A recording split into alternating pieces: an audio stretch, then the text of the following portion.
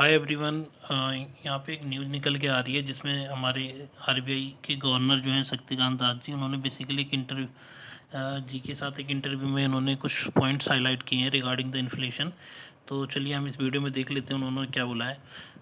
उन्होंने ये बोला है, according to the RBI governor there will be slides ups and down in upcoming month but the treasury will be mostly downward in future. इन्होंने बोला कि अभी अब आने वाले मंथ में अप्स एंड डाउन रह सकता है, लेकिन ओवरऑल अगर आप ट्रेजेक्टरी की बात करेंगे तो कहीं ना कहीं यहाँ से पर महीने के हिसाब से जो इन्फ्लेशन का रेट है वो कहीं ना कहीं गिरता ही जाएगा।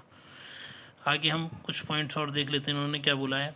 Governor Shaktikanta Das said inflation is likely to go down in the coming month in the India and the impact of the high inflation is the past peak. कहने का मतलब ये है कि इन्होंने ये बोला है कि इन्फ्लेशन जो है वो लाइकली टू गो डाउन, मतलब चांसेस काफ़ी ज़्यादा है कि आने वाले महीने में ये कम रहेंगे, और जो इसका हाईएस्ट इन्फ्लेशन पॉइंट था वो ऑलरेडी हो चुका है अपनी इंडिया के अंदर। Inflation has become a global phenomena, the globalisation of the inflation has happened now, Shaktikanta said in interview with the Zee. कहने का मतलब इन्होंने ये बोला कि अभी जो है इन्फ्लेशन हॉट टॉपिक बना हुआ है इन ग्लोबल सिनेरियो में, एक ग्लोबल फिनोमिना बना हुआ है। बेसिकली ये इनका डायरेक्शन ये पॉइंट आउट करना चाह रहे हैं अमेरिका की तरफ, वहाँ पे अभी इन्फ्लेशन रेट काफ़ी ज़्यादा है। और इन्होंने क्या बोला है, considering the global situation we can say that inflation reach its peak in India in April but will now gradually comes down, added दास।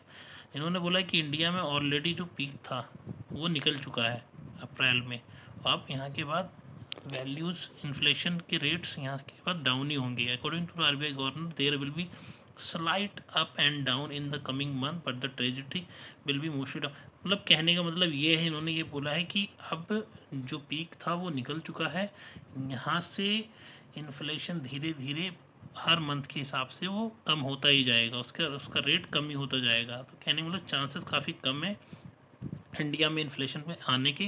और बेसिकली इनके पीछे के इन्होंने कुछ रीज़न जो दिए हैं, इन्होंने रीज़न दिया there are various reason why inflation. So basically इन्होंने रीज़न दिया हुआ है यहाँ पे कि क्रूड के प्राइस जो घट रहे हैं, कमोडिटी के रेट कम होंगे, food price have also soften, मतलब कमोडिटी और फूड प्राइस दोनों की वैल्यू यहाँ से सॉफन होगी। और यहाँ पे इन्होंने इस आर्टिकल में सीपीआई का डाटा भी शेयर किया है, जो अभी आप कंजिक्यूटिव 3 मंथ लास्ट 3 मंथ से अगर आप थोड़ा नोटिस करोगे तो वहाँ से डाटा पहले 7.79 था, फिर देन 7.01 हुआ, अभी 6.71 हुआ। तो कहने का मतलब क्या, यहाँ से डाटा कहीं ना कहीं ठीक होता जा रहा है। तो चांसेस बहुत कम है कि इन्फ्लेशन अब आने वाले टाइम में आए, बट ये मेक श्योर करना है कि आपको जो भी आप अपने पोर्टफोलियो में स्टॉक ऐड कर रहे हैं वो कहीं ना कहीं वो स्टॉक अच्छे होने चाहिए, फंडामेंटली स्ट्रॉन्ग होने चाहिए, जो आप थोड़े लंबे टाइम के लिए भी होल्ड कर सकते हैं, अगर इन केस अगर 1% के लिए इन्फ्लेशन जैसा माहौल बनता भी है इंडिया में तब भी। तो गाइस है इस टाइप की वीडियो, अगर इन्फॉर्मेटिव वीडियो आपको अच्छी लगती है तो चैनल सब्सक्राइब कर लीजिए।